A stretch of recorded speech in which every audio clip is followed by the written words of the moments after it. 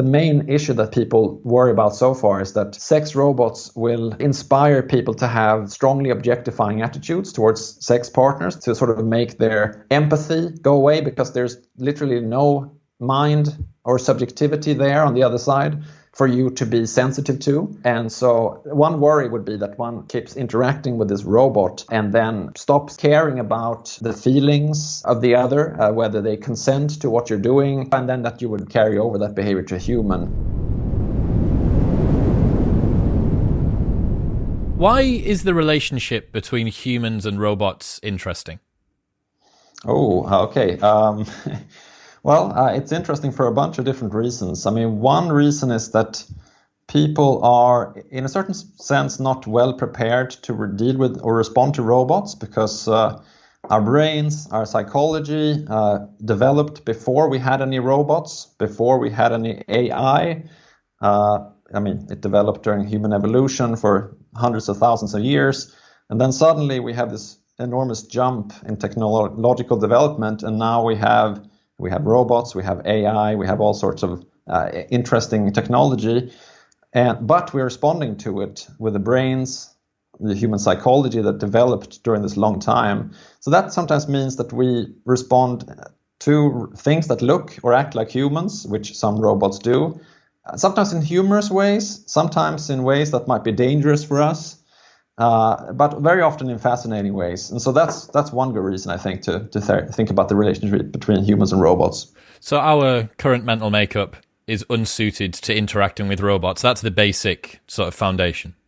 Yeah, so we're basically primed to anything that moves seemingly on its own accord in a apparently intelligent way. Our brains will think, okay, this is some sort of agent. It's an animal, it's a person.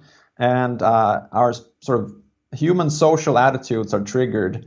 This can happen at the same time as we're thinking to ourselves, it's just a robot, it's just a machine, doesn't have any feelings, doesn't like me or dislike me. But nevertheless, emotionally, we respond to the entity as if it's, another person. Not all of the time, but the interesting thing is that this is not just true of lay people, but also experts. They talk about robots as if they have a mind, as if they have desires, beliefs. People will say about a self-driving car, for example, I'm thinking of a self-driving car as a kind of robot, that it wants to go left or right, it has to decide what to do. So we have this tendency to anthropomorphize, as people say. So attribute human-like qualities to robots, to technologies. You hear people, even before robots, people would describe, like your dad's car or your mum's car, and they'd say, oh, she's a little bit cold this morning, it might take a little bit of time to start her up. Like we personify inanimate objects in that way, don't we? Everything. Thomas the Tank Engine has a face. He's a tank engine with a face. He doesn't need a face, he's a tank engine. But lest we decide to do it. Yeah, the face makes a difference. Just put a pair of eyes on something and then people will feel like they're being watched. And, if that thing with the pair of eyes can also move in a functionally autonomous way, can behave in a way that seems intelligent to us, then again, you're going to have all your sort of responses that have been programmed into you by evolution over hundreds of thousands of years. They're going to be triggered. Even if you think to yourself, okay, it's a robot, someone painted eyes on it, they wanted me to respond in this way, but you can't help it. And as I said, it's not just lay people, it's experts too. One of my colleagues, Joanna Bryson, who argues that, in her way of putting it, robots should be slaves, meaning that, there are things that we can buy and that we can own, and they're created to be, useful for us. And so, you shouldn't treat any person like this, because that would be a slave. However, in the case of a robot, you have this, on the one hand, you're responding to it as if it's a person, but it's something that you buy and sold. It's been created for human use. And so, what she's arguing is that we should design robots in such a way that we don't have these responses. The problem, of course, being that a robot doesn't have to look like a human. It doesn't have to look like an animal. There's interesting stories about military robots, where some of them look like, vacuum cleaners or lawn mowers. But they're part of the team. The soldiers become attached to them. There was one robot that helped to find bombs in the battlefield, and of course eventually it got blown up by a landmine or something like that. The soldiers wanted to fix that particular robot. They didn't want a replacement, not even a better one. Eventually it was destroyed beyond repair, and then they gave it a military funeral. They wanted to give it medals of honor, etc. So you can get very attached to a robot, even though it doesn't look like a person, like a human. That robot didn't even act like an animal or a human, but nevertheless, they got really attached to it. So it's fascinating. We've two other examples from your book. One is a robot got to meet the Queen of Denmark, and then another one was given honorary citizenship in China or South Africa or something. Yeah, so the examples are right. The country is wrong. So the one that got to meet the Queen, that was here in the Netherlands, where I am. So this was a robot called Amigo, who is, which is, I should perhaps say, it's a medical care robot. Again, this doesn't look like a person. It does have a head and it has sort of arms. And so the former university I worked for was developing this robot. And so when the Queen came to visit, this robot gave the Queen a bouquet of flowers and asked the Queen, "What's your name?" And the Queen sort of immediately responded by accepting the flowers and saying her name. None of the students at the university got to meet the Queen, only this robot. And the other one was Sophia the robot, and the country was Saudi Arabia. And so this has been quite controversial. So this is a robot that, unlike the other one that I just mentioned, it does look like a human, so it has a very human-like face.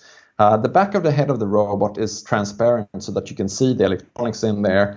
The idea is that no one should be fooled that this is a robot. But this is one where people really respond in anthropomorphizing ways. So this one has appeared in front of political bodies, the UN, the Munich Security Council, the British Parliament, I think, and has appeared on The Tonight Show with Jimmy Fallon, took a selfie with Angela Merkel, the Chancellor of Germany. And why exactly? Well, maybe it's the novelty. It's a humanoid robot. But it's been controversial. It's a very fascinating example of people reacting in these ways. There's a couple of terms that you've used so far talking about it being an agent, it having agency. What are the premises that we need to understand before we can get into this conversation about robot-human ethics? Yeah, okay. So those are some technical terms indeed. So agency is something that philosophers such as myself, we love to talk about it all the time. Of course, one problem is that others, such as software developers and people developing medicines, sometimes to talk about what's the active agent or ingredient and so on. So on the most general level, an agent is something that can act or react to the environment in a more or less predictable, intelligent-seeming, interesting way. Of course, there can then be different kinds of agents. And so, a very simple, insect is a sort of agent because it interacts with the environment in a goal-directed way. But it can't, have a conversation. Whereas, you and I are agents that can have a conversation such as this one. You do something and so let's say I don't agree with it. I might try to hold you responsible. You might defend yourself, thereby exercising a much more advanced form of agent, an insect, that maybe bites you, does, and you might just, just kill it and immediately don't think that it deserves any kind of chance to or opportunity to sort of explain itself. In the class of human agents, you have anything from infants. They can't really do anything. But they're learning over time. They become more and more advanced agents. And so one question then that arises is, could a robot be some form of agent? Before we get into it too much, but that's the idea of agency, like the ability to sort of interact with the environment in a goal-directed way, perhaps being able to talk or converse with other agents, perhaps being able to take responsibility for what one is doing, being able to make decisions, make plans, and so on and so forth. Are there any other words that we might encounter over the next 50 minutes or so that need defining before we get into it? Yeah, I mean, I already mentioned the word anthropomorphize. To anthropomorphize something is to attribute sort of human-like qualities to it. We kind of already explained that, but that's a key word. I mean, maybe we should say something about what a robot is. I mean, obviously, it's a everyday term, and as it happens, it was introduced, the term robot, 100 years ago in a play. So this is a term, unlike artificial intelligence, that is a term that scientists came up with. Robot is a word that comes from a Czech word, and I'm not going to attempt to pronounce the Czech word, but it's a Czech word that's been sort of changed into a noun. It was a verb meaning, I don't know, to perform forced labor or something like that, and then turned into a noun in a play about robots, about artificial human beings that are created to serve humans. That's the origin of the term. I think these days, I mean, when we think of the term robot, we think of maybe like a metallic human-like shape. That would be the paradigmatic robot.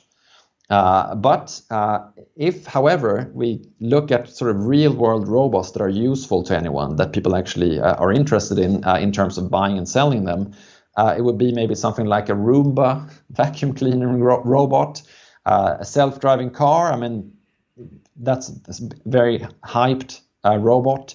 So a lot of these functional robots, I mean, robots in logistics warehouses moving boxes around, they don't look like humans. They don't look like the paradigmatic robot out of science fiction like C-3PO in Star Wars. So those are two different kinds. I mean, the silvery metallic one, the ones from real life that look like boxes with arms, etc. And then there's robots such as Sophia, the one that we already talked about. I mean, made to look like a human, made to act like a human. Like what do all these things have in common, you might ask? Well, okay, so here people that work on this, sometimes they don't even want to give a definition because there's so many things that we mean when we talk about robots. But if one were, so to speak, forced to give a definition, people would sometimes say something like, it's a machine with some degree of artificial intelligence that has some, that of course is already a technical term, that also has some functional autonomy, another technical term. That means that the machine can operate on its own for some period of time without direct human interventions. So it's basically a machine that can do something that seems to be intelligent. That's often what people mean by robots. I mean, sometimes people talk about what they call let's see if I can remember the sense, plan, act definition of robots. It can sense the environment, it can plan a response, and then it can carry out that response, take action. That's another definition people sometimes use. But I mean, from my point of view, I think it's better to just talk about different examples of things that people call robots and then ask, I mean, for example, do they have agency of some interesting sort? Do people anthropomorphize them? Is that good? Is it bad? And so on. Yeah. I mean, even if we roll the clock forward, nanotechnology probably over the next 100 years is going to be big. And what do people say? Tiny little robots. That's what they call them, right? So yeah, from the grand scale to the smallest, those are the definition and the boundaries of what it means is going to continue to get blurred. So you lay out an argument quite early on in the opening chapter, your argument. Would you be able to take us through that? Yeah, so this goes back a little bit to what we were talking about early on about how people respond to robots. Again, we are equipped with a brain and a mind that developed over hundreds of thousands of years. That's sort of a multi-purpose organ or capacity that we have that to some extent has prepared us to build robots. I mean, we are creating them ourselves, but it doesn't necessarily prepare us to respond well to robots. And sometimes we will become maybe too attached to robots. We will trust them too much. One part of our mind will say it's just a machine, it's not intelligent, whereas the emotional part of our minds will get attached to the robot, will trust it too much. And we will build, technologies that have robotic and other elements that will polarize us online, etc. So we have all these problematic responses to technology. I mean, online polarization, that's one thing. It doesn't have too much to do with robots, but that's just another example of how we react in sometimes funny, sometimes dangerous, sometimes not very nice ways to the technologies that we have. And so we face a kind of choice, I argue. Either we try to change the technologies so that they are better sort of suited for us with our human nature. And typically that's the right response, because why should we change ourselves to sort of make ourselves more adaptive to technologies? But in some cases, it may actually be worth also asking, should we somehow try to change the way that we behave and the way that we think so that we are better adapted to interact with technology such as robots and AI? I mean, for our sake, I mean, maybe in the future, for the sake of the robots, if they get intelligent enough. I mean, some people already talk about the idea of maybe robots should have some sort of rights if they're intelligent enough, if they awaken sort of social responses in people. So the idea is that for our sake, we have to do something, because we are exposing ourselves to so many risks when we are creating these technologies. And then two of the most obvious things we can do is to try to change the robots to make them better adapted to us, or somehow try to change ourselves to make ourselves better able to interact with robots. But we, in order to avoid the risks we are creating for ourselves, we have to do something or other. And so I'm kind of exploring both options in this book that we're talking about. Sometimes, as I said, the most obvious thing is to change the technology so that it's better suited for humans. But that might also make us miss out on some of the benefits that we want. And I don't know if we want to jump into any particular examples at this point. Yeah. Throw some. I mean, one that I spent quite a bit of time on, and we already mentioned, is the self-driving car. So this is, why do we want or need self-driving cars? The typical answer is that people are not super good at driving. We drive sort of well enough that we don't, crash most of the time. But a lot of the time we do crash. It's very dangerous. We're also driving in energy, not inefficient ways. We're using up much more resources than we, need to, because we're accelerating in a kind of quick way and not braking gently, etc. So one can envision a more ideal and more optimal form of driving, and that's where the self-driving car comes in. It's supposed to be, a car that's better at driving than a human, drives in a more environmentally friendly way, killing fewer people along the way, so to speak. And so it's a more optimal type of driving agent, if you will, to use that terminology again. Now, the problem is that if you have self-driving cars and human-driven cars on the road at the same time, you get a kind of coordination problem, because humans expect self-driving cars to behave like human-driven cars. And so there have been a lot of, mostly minor crashes. What typically happens is that people drive into self-driving cars because they think that they're going to be accelerating more quickly, drive more aggressively. But the average self-driving car today is sort of programmed to follow the rules, like to the letter, so to speak, like never speed, never drive aggressively, etc. But humans do all of those things.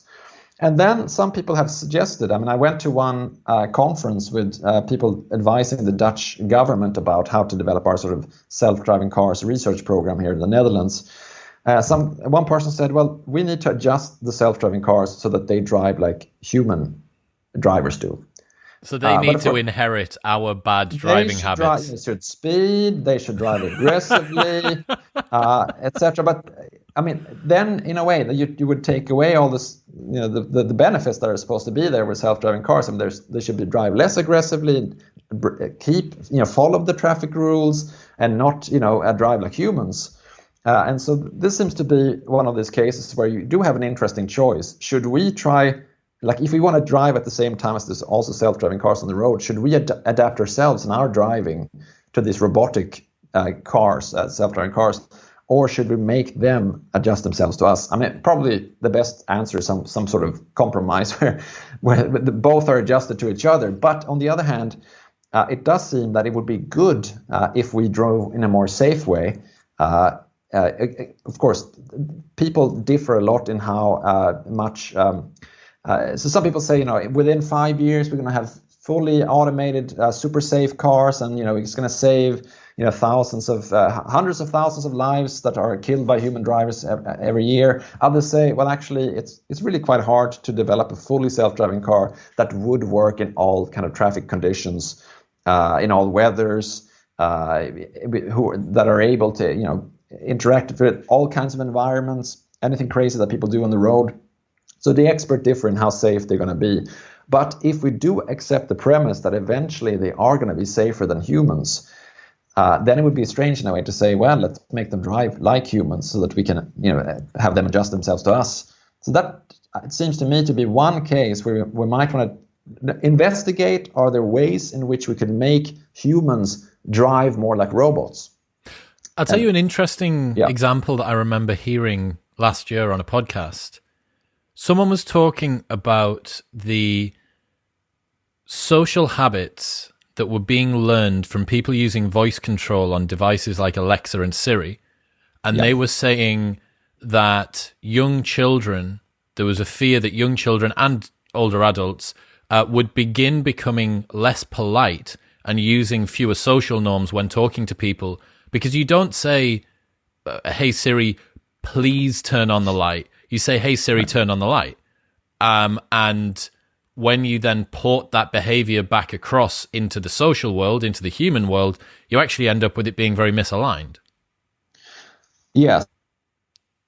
So, I mean, that's just one example of many of where people worry about the robots would sort of inspire certain behavior on the part of the humans interacting with them, and then that behavior would then sort of carry over to humans. And I mean, another example which we might talk about would be the sex robot. One of the biggest criticisms that have been raised against them from a sort of feminist point of view is that, well, people will start treating sex robots made to look like humans in a very objectifying way, in a rude way, in a not at all the sort of nice way that we would like sex partners to treat each other. And then that attitude will be carried over to humans even more than it is today, so that people will objectify each other even more than they're already doing. So that's a different example than the Alexa or Siri or whatever, but it's the same sort of argument that we will learn a certain behavior by interacting with these robots or robotic or other technologies, and then that behavior will sort of carry over into our interaction with human beings. If a self-driving car kills someone, who's responsible? Yes, that is another topic that in terms of, actually here too we have a bit of a technical term, responsibility. Of course, it's an everyday term. We hold each other responsible. We ask who's responsible. But we sometimes don't know exactly what we mean, or at least we don't know what the conditions are that we that lead our intuitions or to guide our intuitive judgments about these things. A lot of philosophers say, if I'm to be held responsible for something, I first have to be able to predict what's going to happen when I act. I have to understand my environment, what I'm doing. If I don't know what I'm doing and I don't know what's going to happen, then in a way I have an excuse for not doing the right thing. So that's sort of one condition. Another condition is I should be able to control, what I'm doing. If I lose control, someone puts, I come in there, I put some sort of drug in your drink that you have there, and you sort of go crazy and start doing strange things. You can say that you lost control over yourself because you were drugged or something like that. So you should be able to predict, to know and understand what you're doing, and you should be able to have some control over it. That makes you responsible. Now, if I am using a self-driving car and I am not a very technical person, let's say, I don't really know how it works. I can say, please take me to the grocery store, and as the car is doing that, it's hits and kills someone. Am I responsible? Well, I didn't really understand what was going on. I had no direct control of it, because I said, okay, take me to the grocery store, but then everything that happened was done by the computers in the car, the artificial intelligence, whatever technologies are involved. So it would be strange to say that I am responsible for what happened. Now, there are complications, of course. Let's say that I'm the owner of the car, and I maybe signed a contract saying that if something bad happens, then I should be responsible. Actually, Tesla, they don't have fully self-driving cars, but they have something that's called autopilot, which is sort of a certain form of automation. And so they do have a contract with their customers and users of this automation that if you engage the autopilot, then you are responsible. Tesla does not take responsibility for anything that happens. So this is one way of solving the problem. We just make a contract. A lot of people have responded to this particular type of example by saying like, well, actually Tesla built the car, they say it's safe, and they are benefiting a lot from having people buy, and actually it's pretty expensive to get this upgrade to the autopilot feature. So since they are benefiting, maybe they should be held responsible. So that's another kind of answer. The first answer was, whoever signed a contract agreeing to take responsibility. Another answer would be who benefits the most from the existence of this technology. Maybe Tesla in this case. Another kind of answer that maybe possibly would seem more fair. I mean, of course, these things might all align. So maybe I sign a contract and I benefit the most. But you could also ask, who has the ability sort of to update the technology, to monitor it and see what it's doing, to maybe stop using it if it turns out that it's not very useful to begin with. And you can create kind of a checklist. And the problem is that sometimes maybe one person can update it, another is monitoring what it's actually doing. A third person is in charge of stopping the program of using this technology, so to speak. So we do get what is sometimes called responsibility gaps. That means that there's a sort of it's a feeling or a sense, an intuition that someone should be held responsible, but a lot of the conditions that we typically think that should be fulfilled in order for someone to be responsible. I mean, whether it's control, whether it's knowledge, whether there's a contract, etc. Either they're not fulfilled, or different people sort of live up to this criteria, and so that's a bit of a problem. Yeah, it's so interesting. I went on to the MIT website, that ethics, the car trolley problem thing. The moral machine website. Yeah, that's it. So anyone that wants to feel uncomfortable for 10 minutes, go on, just Google the moral machine, and an MIT website will come up, and you do a little quiz, and you go left, you choose left or right. You basically choose who you want to kill, and you just consistently don't know what the best option is for that. Do you have any sense of why people are so uncomfortable around autonomous cars, even if in the aggregate they would save lives? Okay, yeah, good question. So yeah, let's say that they save thousands of lives every year, but they will kill a few people because any technology will, stop working sometimes. There will be the tree falling over, and you can't have any technology that's moving fast and is heavy and that is 100% safe. It's impossible. So they will sometimes kill people. But as you said, we can assume that they would just save a lot of lives. And so on aggregate, they might be doing better than human drivers. Even so, the idea of being killed by a machine seems worse to people than being killed by a human. Of course, it's not nice to be killed by a human. However, we also have another impulse. So I talked about we want to hold people responsible. Another sort of intuitive impulse or feeling that we have is that we want to punish. And of course, this goes back to what I talked about before. Our brains developed over long periods of time, and we develop these sort of attitudes and emotional reactions that we have. And whenever someone is harmed, and it seems that could have been avoided, we tend to want to find someone to blame and punish. And maybe you could say, I actually have a colleague who says, let's punish the self-driving car, let's blame the car. But to the average person, this is not a very satisfying idea because, another colleague of mine, Rob Sparrow, he argues that, if you punish someone, you cause suffering to them to some extent, you make life hard for them. But a car, a robot, they can't suffer. So you can't punish them in the way that you would, want to hold someone accountable in the sense of, giving them a hard time. Some people would then come back and say, well, that's one function of punishment, to sort of make the bad people suffer. Another function of punishment is to sort of indicate to other people what not to do, to deter them. And maybe if I punish a self-driving car, I could maybe deter other people from acting like the self-driving car. But it doesn't seem very plausible. Maybe you could deter other companies from developing cars that would behave in that way. Yeah, but we again have this problem that who are going to punish, who are going to blame. We want to blame someone, we want to hold someone responsible, we want to punish someone. I mean, you might say actually these are not very nice impulses that people have. This fact that we have this sort of deep-seated desire to punish people who cause harm. Maybe it would actually be better to try to remove that from our nature. And I mean, I have other colleagues again, people, we philosophers, we like to explore different options. And so we always have sort of someone working the job of, you go and investigate whether that would be a good idea. And so one of my friends argues that, well, actually we should try to take out these retributivist intuitions where we want to punish. That would be better. I mean, I guess my response would be that perhaps it would be better, but also good luck. I mean, it's not so easy because it's very deeply ingrained into our nature. So, I mean, I don't even know where you would begin. Some people would say, well, we do find that some of the medicines and drugs we take for other things, they sometimes change our emotions and our responses. I mean, I believe that you talked with a friend of mine, Brian Earp. He's interested in exactly this topic.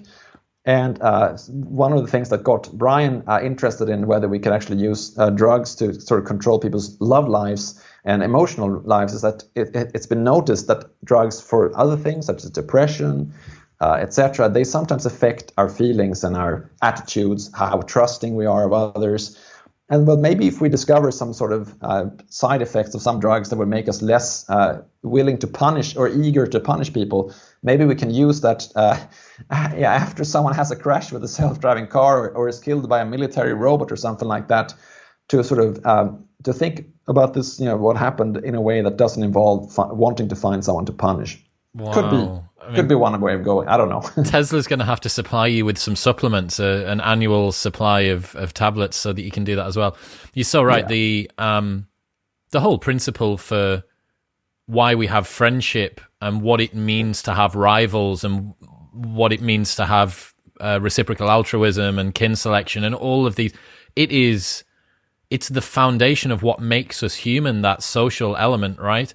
And to deprogram that, I think you're asking an awful lot. But on the flip side, there is something that feels awfully unfair. I mean, it's unfair to be run over by anybody, but it feels oddly unfair to be run over by a car. But that being said, I imagine that when cars first came out in the sort of early 1900s, there would have been complaints around, well, they're moving so quickly, look at how many people they're going to kill. Horses would have been a much better solution. The horses on the road, yeah, they make a mess, but they go slower, there's going to be fewer accidents. You want to put these cars on the road, that's going to cause more accidents. Or before the tube and the London Underground were made, it's like, well, if we allow people to get on the tube, some people are going to fall in front of the tube and they're going to get killed. They're not going to get killed when they're walking on the street, especially if there's only horses and carts upstairs. So I wonder how much of it is a status quo bias that's just simply people feeling uncomfortable getting out of inertia and interchange. I feel like that probably is a lot. We're pretty... The reason that we're so good as a species is that we're adaptive, right? And we are incredibly quick at adapting. So when the new thing happens, we'll probably end up adapting to it. The beauty or the challenge, I suppose, that we have at the moment is that we can step into this programming globally. The technological programming, the societal programming, the cognitive programming, and we can say, okay, we have the opportunity to choose what sort of a direction we would like to go down right now before we actually get there and we just adapt to whatever the hell's going on. We can make the choice of the direction that we think would be optimal. Yeah, I mean, I do think that there's a bit of a development in this direction. I mean, so typically what has happened in the past is that technologies are developed, put out into society, and then, later problems are fixed. But then at that point in time, I mean, it's typically hard to fix things because, the technologies, they get ingrained into everyday life and they sort of almost recede into the background, and we don't even think of them as technologies anymore. We just think of them as, part of everyday life. So even what we sort of call a technology, or a robot or artificial intelligence, it tends to be something that's new and a bit unfamiliar. But once it's, it's taken on that sort of, part of our sort of human landscape or like the world we move in, then it can be pretty hard to change it because, I mean, just think of cars. I mean, our cities are now, totally planned, for, where people have to park, where they drive, etc.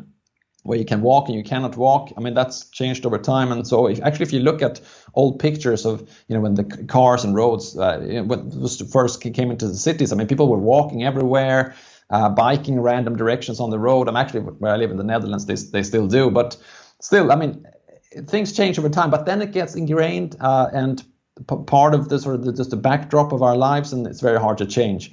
I do see more a development now that there's so much discussion about risks and fears related to AI and robots and things like that. So there is a move towards trying to put the ethical reflection into the design process itself. I mean, that's part of the reason why MIT has that website with the moral machine. They're trying to find out people's attitudes about self-driving cars before we have a lot of them everywhere. I mean, some people have responded that, well, the self-driving cars are not going to be choosing between killing 2 grandmothers or 1 grandfather and 2 dogs. That's the sort of dilemmas that you get on that website that you talked about before. They're going to face very different kinds of challenges, for example, determining whether something is a person or a branch or something like that. The image recognition should be good enough that a self-driving car could tell if something is, I don't know, like just a shape that looks human from a distance, or whether it's actually a human, maybe it's some sort of heat camera or something like that. So they need to know what their environment is like. And so do they ever need to choose, I'm going to drive straight and run over 2 grandmothers, or go, right and drive over 3, I don't know, granddaughters, or left and 2 grandfathers or something like that. I mean, that might happen every now and then, not very often. But nevertheless, it's all part of this idea that we have to think about these ethical issues before we face them. And we have to somehow try to program some sort of ethical, compass, if you will, into the self-driving car or into the technology that we're going to be using. It seems to me that you hit the nail on the head there, that technology tends to move quicker than the legislation that catches up with it. Governments are these big lumbering behemoths that take forever to do anything. Whereas Silicon Valley can just get a product out and see what happens. We're seeing that with phone addiction at the moment. Everybody uses their phone too much because the tactics that are used by apps race to the bottom of the brainstem, and they're able to manipulate you in ways that perhaps if we were omnipotent and had known in advance, we would have said, actually, let's not have that feature. Let's not allow infinite scroll. Let's not allow autoplay. Let's not allow bings and bongs and TikTok generally. But it's out there, and now we need to play catch up. One of the things that makes me a little bit more hopeful, at least for the self-driving car analogy, is that because the outcomes are so grave and newsworthy, I think that a lot of the companies are going to err on the side of caution. Like, you do not want to be the company that's killed 2 people in the same city in the same week. Like, you just don't, because it's going to be so bad for PR. But the socialized costs, or the externalized costs, should I say, of the technology being wrong with regards to self-driving cars is so obvious and newsworthy compared with the more slippy, difficult to define technologies like social media and stuff like that. Like, you don't really see someone's mental health degrade or their sense of self-worth get worse over half a decade. Like, it's a lot harder to define. And that person themselves, if you're dead or alive. Well, you don't know if you're dead, you're just dead. But if you're dead or alive. Your family will know. Precisely. But whereas your family perhaps don't know the arrow of causation between you spending too much time on TikTok and you wasting your life. So I've wanted to talk about this for ages. Are sex robots ethical? Okay, yeah, from one thing to another. I mean, just real quick, maybe about that case of self-driving cars killing people, and the company doesn't want to kill 2 in a week. I mean, it is interesting to compare it with space travel. The first time that someone went to the moon, it was a world event. Like, everyone was in front of the TV watching very carefully. The second time, smaller TV audience. The third, and I think, I don't remember how many times they've been to the moon, but I think it's maybe less than 10. I mean, five maybe, something like that. But each time it was less of a thing. And now when people travel to space, I mean, it's not even on the news. I mean, sometimes when Tesla has a new rocket that they're trying out that crashes, that's newsworthy. I mean, I think it just happened today as we're recording this. Anyway, but the same thing could happen, I fear, with self-driving cars crashing into and killing people. It's normalized. It's going to be normal. Okay, now it happened again. So I mean, I would agree with you that at the moment it's world news when it happens, but that's something that we're probably going to see the same sort of development, that it's going to be normalized, and so they're going to have more leeway to sort of kill people. So we just need, with all of this stuff, we need to get out ahead of it, which is obviously why people like yourself, who essentially just ask a million different permutations of the same question. Indeed. That's why we require ethicists. Indeed. And that does take us back to the question that you're really wanting to discuss, namely, are sex robots ethical or not? Because this is a good example of a question where, I mean, there are prototypes that are being created, and there are sex dolls that have some features that they can move a little bit, and that they have a sort of chat function, so you can talk with it in the way that you can talk with Siri or Alexa, that, like we mentioned before. But certainly the sex robot that maybe one imagines, one thinks about that, just that concept, like something that's very intelligent seeming, that can really behave in a very human-like way, doesn't really exist yet. However, there are plenty of people trying to develop them. I mean, is there a market? Well, there's clearly a big enough market that there are people that are developing them, hoping to be able to sell a lot of them. So there seems to be an attempt at supply, and there seems to be some amount of demand. But they're not quite there yet. And so here we have another opportunity to sort of start talking about the ethical side of things before it's a big real world problem. I mean, there are already prototypes. For some of them, there's even discussion whether it's a real company or sort of, or whether you can really buy them at all or not. I mean, there's a website that's called truecompanion.com. And they say on the website that you can buy a sex robot called Roxy, spelled with 3 X's. That can be, as the website says, a loving companion that can know your name, get to know you, have orgasms, and so on and so forth.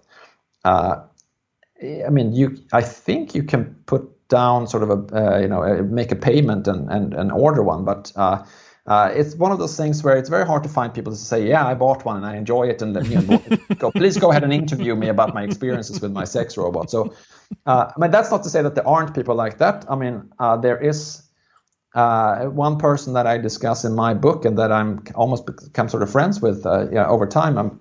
Who calls himself Dave Cat. He lives together with not sex robots, but with a few sex dolls, and he has done a lot of media appearances, in all sorts of media, on TV, podcasts, etc., where he talks about how he lives together with his sex dolls.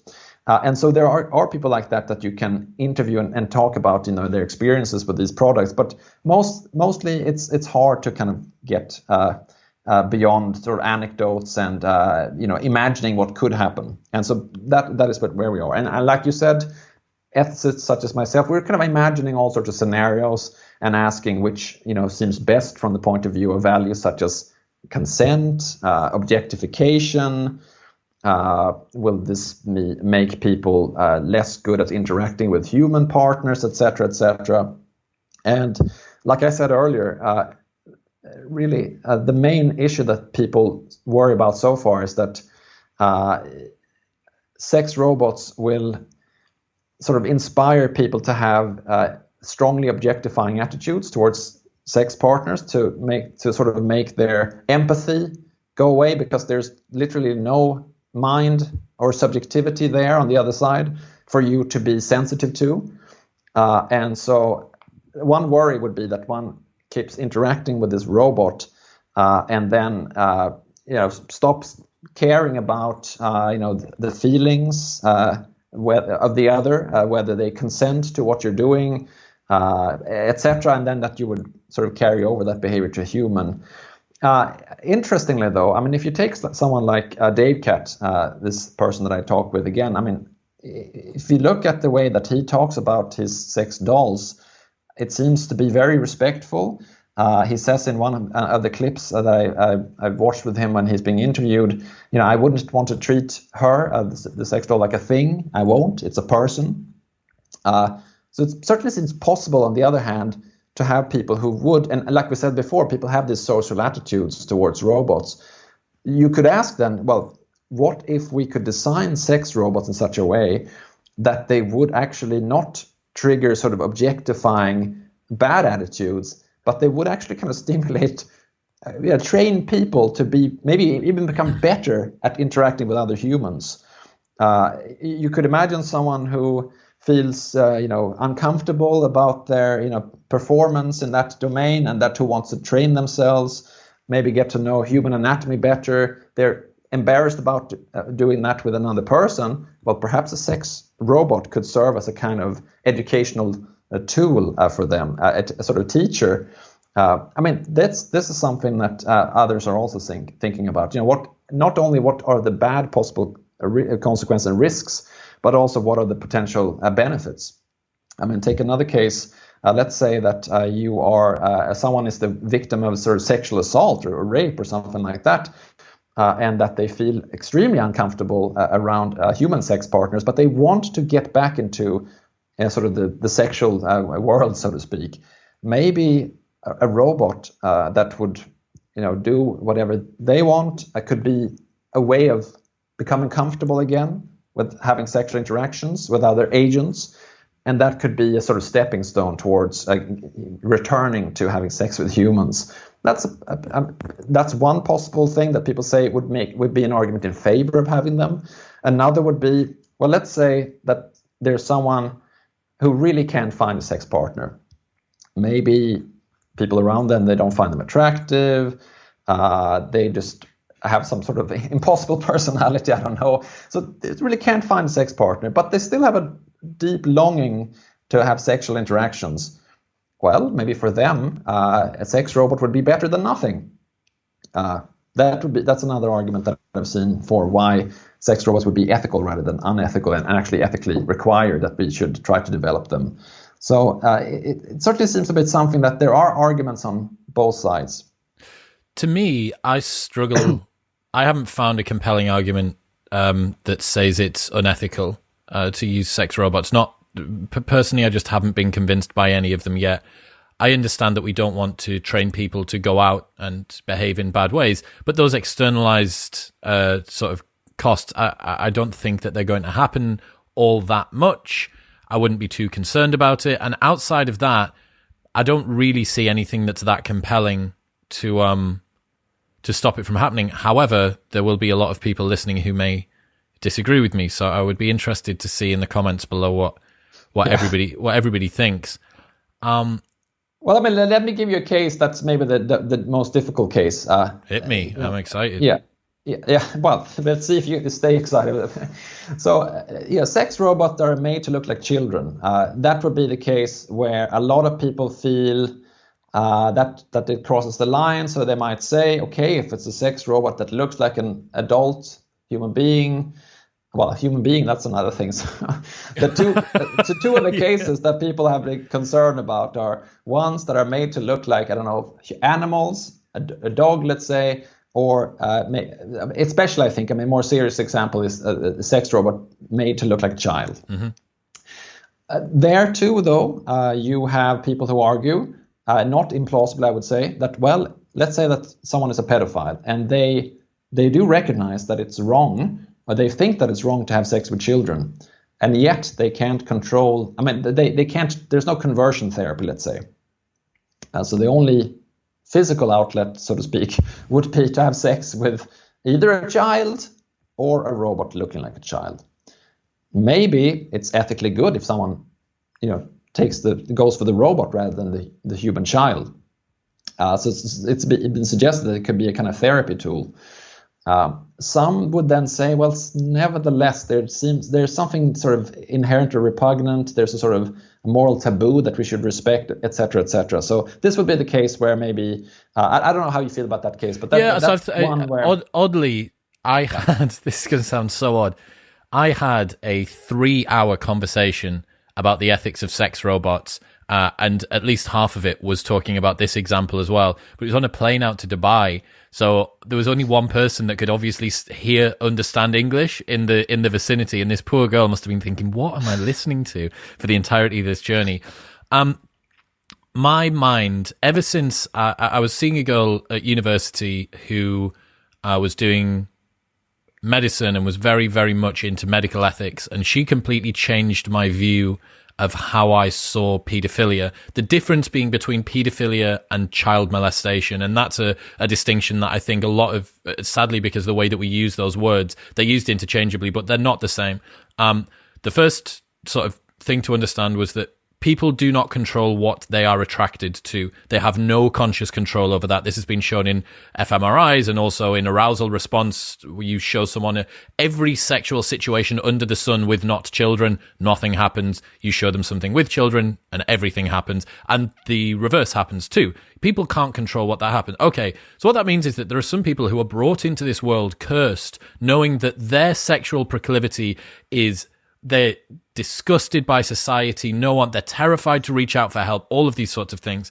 Now, if it would appear that if we find out that upon bringing in sex robots, the externalities of someone using a sex robot seems to bleed that behavior out into the real world, then we have quite a big problem. If the reverse happens, and it seems that by using the sex robot, we actually get a decrease in that behavior out into the real world. And I don't know what is more likely. I'm not a neurologist. I'm not a behavioral psychologist. I don't understand sort of what would tend to happen there. But you could actually imagine a world in which you would reduce human suffering by basically giving someone what is ostensibly a vibrator or some sort of, what's the difference between is an odd question to ask, but what's the difference between a very small vibrator and a small child sex toy that would be used by a straight female who had that sort of a proclivity? Like, really, we're just getting back to anthropomorphizing. We're bestowing some sense of agency onto this being, especially if you're talking about a sex doll, which literally has no inner workings at all. It's a fascinating, I think about this far more than I'd care to admit, because I just find it. I find these things where the precipice on both sides is incredibly steep. I enjoy thinking about that because it makes me be very rigorous with my thinking, and I hope that everyone that's listening kind of feels the same. This isn't here to make us feel uncomfortable. It's here because it's an interesting and rigorous discussion around something which obviously has some pretty grave ethical implications. What's your opinion? Do you have a personal stance on this? Well, I mean, this is actually something that I'm thinking about at the moment, and I'm working together with a colleague on an academic article about this. And so I don't have a settled opinion about it yet, because we're grappling with this issue. I mean, one difference between the child sex robot and this small sex toy that you were talking about that doesn't look like a human would be the symbolic difference, in terms of one symbolizes nothing, maybe, as the sex toy, let's say, whereas the other symbolizes a child. And so depending on how much importance one puts on symbolism, one might go different directions here. So if you think that it's somehow disrespectful towards human children to create and buy and sell a robot that looks like a child that people want to have sex with, if you think that, I mean, that's enough of a problem, out of respect for human children, you shouldn't make money, let's say, off of this, then you might have a problem with this. However, let's say that it's not. I mean, it's some sort of therapy tool that's created not for profit, and that it's highly regulated or something like that, and so there's not sort of a commercial market for it. Then that symbolism argument of sort of making money off of this maybe goes away a little bit, and it might become more acceptable. But I think this is one of the things where you can imagine it being more or less unethical. Like, let's say that if you come up with this idea, oh, I want to make money, I'm going to start creating and selling for very big prices child sex robots. You do seem, I mean, not you, but the person who would have that idea, they seem at the very least insensitive in their attitudes, and they seem to be open to moral criticism. But if someone, however, had this idea that, well, maybe you can save one or more children from being molested by creating a sort of therapy tool that can be offered to people with pedophilic desires, so to speak, in a sort of controlled setting, well, then you seem less open to this same sort of criticism. So we had during my discussion with Brian Earp, He was talking about people who are pedophiles taking SSRIs to dampen down their libido.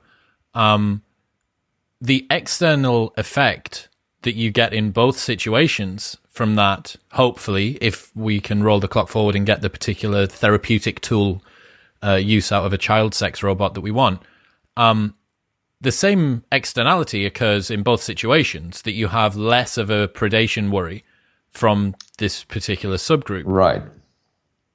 The difference that I can see is in one of them, the person actually gets to proceed through life normally.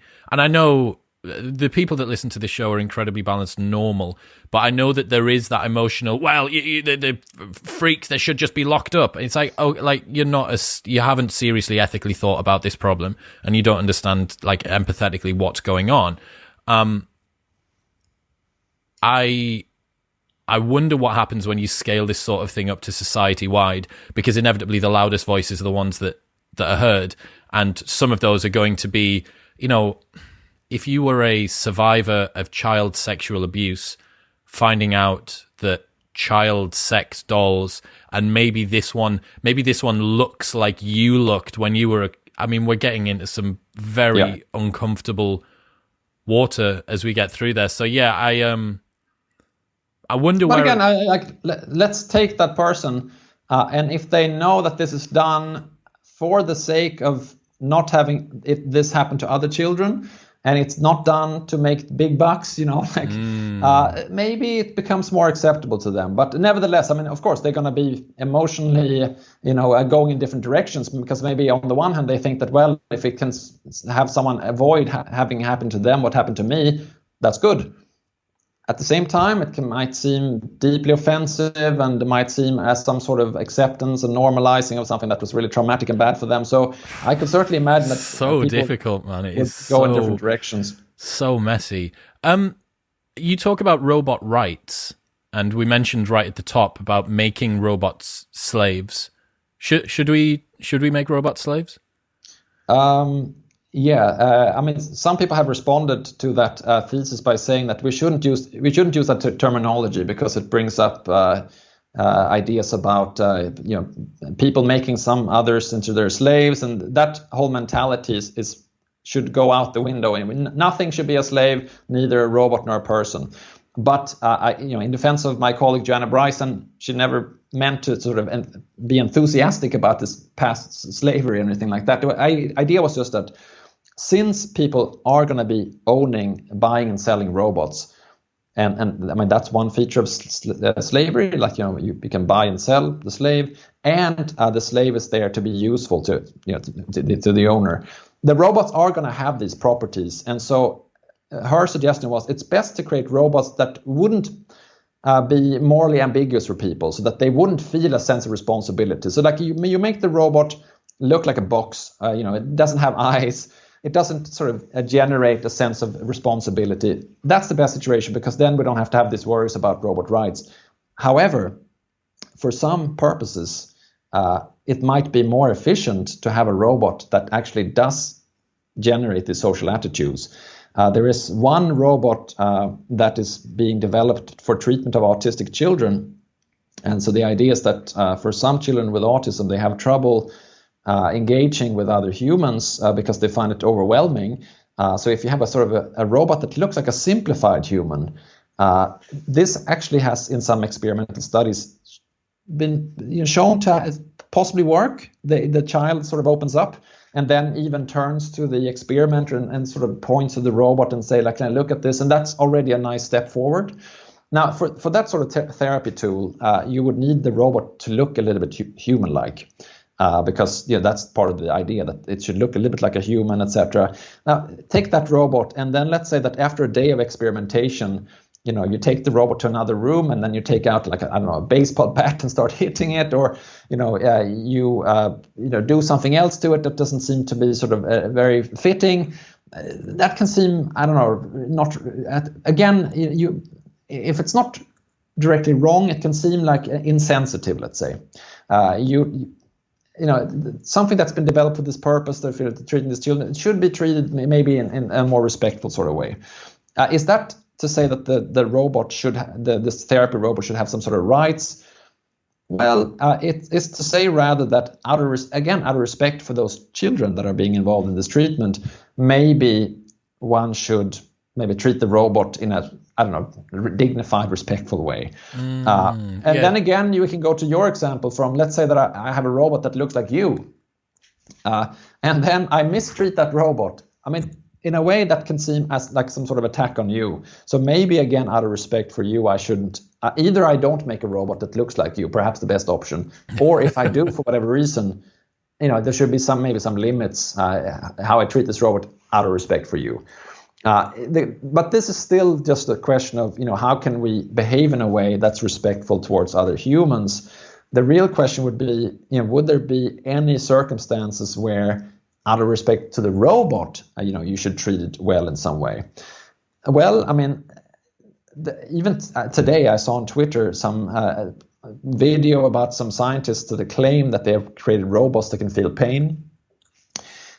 There's another, not the same team, I think, and a Japanese team led by Professor Asada, I think is his name, who also tries to create robots that can feel pleasure and pain, because that the idea is that they can learn in the way that infants do. That, before we learn language, we learn in an emotional sort of way. You might ask, does it even make sense to think that a robot could feel pleasure or pain? If you believe that they are achieving this in their research, and I myself am skeptical, then you do get an interesting situation, because maybe the robot is not very intelligent, but it has, the capacity to feel something in some sense or other. Here too, you might start thinking like, well, better be safe than sorry, so let's not cause too much unnecessary pain to this robot. This of course, it's dependent on whether you think it makes any sense to say that a machine could feel pain. I think that's where the sort of slippage is at the moment, right? Because inevitably you have a reward function in most sorts of circuits. There is an outcome that you want. That's how AlphaGo Zero worked, that there was an outcome it wanted and it learned. Essentially, it was like, if you've done this, then great. This is the sort of direction that we want you to go in. Now, if I just decide to recategorize that as pleasure and not that as pain, like, okay, but there is no phenomenological experience that it is going through, that the machine is going through, which causes the suffering, which causes the second order metacognizant experience of the suffering itself. To be able to say, as far as I'm concerned, whoever it is that's on Twitter, we have created a robot which is able to feel pain, is to say we have created consciousness. Because I don't think that you can feel pain without consciousness. I whack a rock with a stick. The rock and the stick both aren't in pain because neither of them have consciousness. I'm unsure around that. For me personally, I think that treating robots as if they are just a scaled up version of a MacBook makes the most sense at the moment. Now, giving them, you talk about it at the beginning of the book, giving them citizenship, and you slipped up at the very, very beginning, a Freudian slip, to say who is, as opposed to it is. Right. And this gets into kind of, I guess, the through thread that we're talking about here, just how misaligned we are when we deal with any sort of robot. And the more that these robots can look and act like humans, the more and more our behavior is going to be modified toward them. That's going to have some externalized consequences to our interactions with other humans. There's also concerns around whether or not those robots themselves should have some sort of right, some sort of sense of anything else. For me, I don't think that really is it might be a concern to think about for the future, but right now I don't think that it is. But yeah, it must be for yourself in this industry right now. It must feel like a very interesting and exciting place to be. The next sort of 20 years or so we're going to see some insane changes. Yeah, I mean, part of this because, as I said, there are scientists who claims that who are saying that they are creating robots that can feel pleasure and pain. I mean, I share your skepticism about whether they have achieved that goal, but certainly there are people at universities, they're trying to do this. They claim that they can do it. There are people developing sex robots, self-driving cars, all sorts of interesting and seemingly science fiction-like things, but people are actually doing it, and it's very clear that there are interesting philosophical, ethical questions about it. So yeah, for people like me, it's great. Sven, thank you very much for today. Humans and Robots, Ethics, Agency, and Anthropomorphism will be linked in the show notes below. If people want to check out any more of your stuff, where should they go? Well, I already mentioned Twitter, and I think that's a good place. I mean, so whenever I do something like this, I appear on a podcast, or I write a book or an article, I always put it there, so sort of to advertise it. So that's a good place if people want to know what I'm doing. Perfect. And thank you very much. It's just like at Sven Nyholm. It'll be linked in the show notes below. Sven, thank you so much, man. Well, thank you.